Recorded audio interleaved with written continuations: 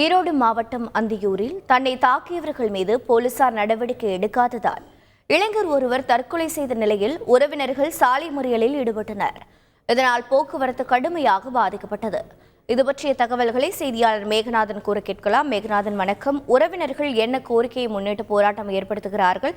தற்போது போக்குவரத்து சீர் செய்யப்பட்டு விட்டதா? தற்கொலைக்கான மேலும் விவரங்கள் என்ன? வணக்கம். ஈரோடு மாவட்டம் அந்தியூர் அருகே உள்ள வட்டக்காடு பகுதியைச் சேர்ந்தவர் சுப்ரதீன். இவரது வயது 21. இவரது உறவினரான அத்தை வீட்டு கடையில் இவர் வேலை பார்த்து வருகிறார். இவருடைய உறவினருடைய மகன் சசிகுமார் என்பவருக்கும் இவருக்கும் நீண்ட நாளாக நெருங்கிய பழக்கம் இருந்து வந்துள்ளது. இந்த நிலையில் கடந்த ஆண்டு பார்த்தோம்னால் சசிகுமார் இருசக்கர வாகனம் ஒன்றை புதிதாக வாங்கியுள்ளார். இதில் சசிகுமாரும் சுப்ரதீபனும் சென்று வந்த போது விபத்து ஏற்பட்டு வாகனத்தின் பழுது செலவானது ஒரு 80,000 ரூபாய் மதிப்பான ஆகியுள்ளது. இதில் பாதிக்கு பாதி செலவு தான் ஏற்றுக்கொள்வதாக கூறியுள்ளார் சசிகுமாரும் சுப்ரதீபனும். இதில் அந்த விபத்து நிகழ்ந்த செலவு தொகையினை சுப்ரதீபன் சசிகுமாரிடம் தரதாக கூறப்படுகிறது.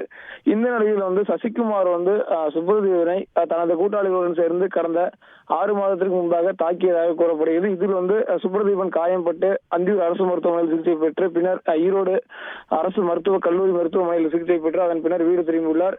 இந்த நிலையில் தன்னை தாக்கியவர்கள் மீது தகுந்த ஆதாரம், அதாவது சிசிடிவி கேமரா ஆதாரங்களுடன் சுப்ரதீபன் அந்தியூர் காவல் நிலையத்தில் புகார் கொடுத்துள்ளார். இந்த நிலையில் அந்தியூர் காவல்துறையினர் நடவடிக்கை எடுக்காமல் இருந்ததாக கூறப்படுகிறது. இந்த நிலையில் தன்னை தாக்கியவர்கள் மீது நடவடிக்கை எடுக்காத காவல்துறையினரை அந்த மன உளைச்சலில் இருந்து வந்த சுப்ரதீபன் நேற்று வீட்டில் யாரும் இல்லாத நேரத்தில் தூக்கிட்டு தற்கொலை செய்து கொண்டுள்ளார்.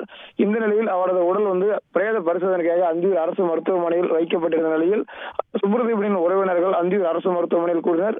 தொடர்ந்து பார்த்தோம்னால் சுமார் இரவு 8 மணிக்கு தொடங்கிய அவர்களது போராட்டமானது நள்ளிரவு 2 மணி வரை தொடர்ந்தது. இதில் பார்த்தோம்னா முக்கியமான கோரிக்கையாக என்னவென்றால் சுப்ரதீபன் மீது தாக்குதல் நடத்தியவர்கள் மீது உரிய நடவடிக்கை எடுக்காததும், அதே போல தகுந்த ஆதாரங்களை கொடுத்தும் அவர்கள் மீது நடவடிக்கை எடுக்காத காவல்துறையினரை கண்டித்தும் தங்களது மகன் உயிரிழப்பிற்கு காரணமான அந்தியூர் காவல்துறையினர் மீது உரிய நடவடிக்கை எடுக்க வேண்டும் என்ற கோரிக்கையை முன்வைத்து தங்களது போராட்டத்தில் ஈடுபட்டனர். தொடர்ந்து அந்தியூர் காவல் ஆய்வாளர் செந்தில்குமார் தலைமையிலான போலீசார் பேச்சுவார்த்தை நடத்திய பிறகு சுமார் 5 மணி நேரத்திற்கு மேலாக நடந்த போராட்டமானது கைவிடப்பட்டது. தொடர்ந்து அவரது உடல் உடற்கூறு ஆய்விற்காக அந்தியூர் அரசு மருத்துவமனையில் வைக்கப்பட்டுள்ளது. தொடர்ந்து அவர்களது உறவினர் இன்று காலை உடற்கூறு ஆய்விற்கு பின்னர் உடலை பெற்று செல்வார்களா அல்லது மீண்டும் போராட்டத்தை கையில் எடுப்பார்கள் என்பது இன்னும் காலை ஒரு 11 மணிக்கு மேலாக தெரிய வரும். தற்போதைய விவரங்களை வழங்கியதற்கு நன்றி மேகநாதன். செய்திகளை உடனுக்குடன் தெரிந்து கொள்ள உடனே சப்ஸ்கிரைப் பண்ணுங்க.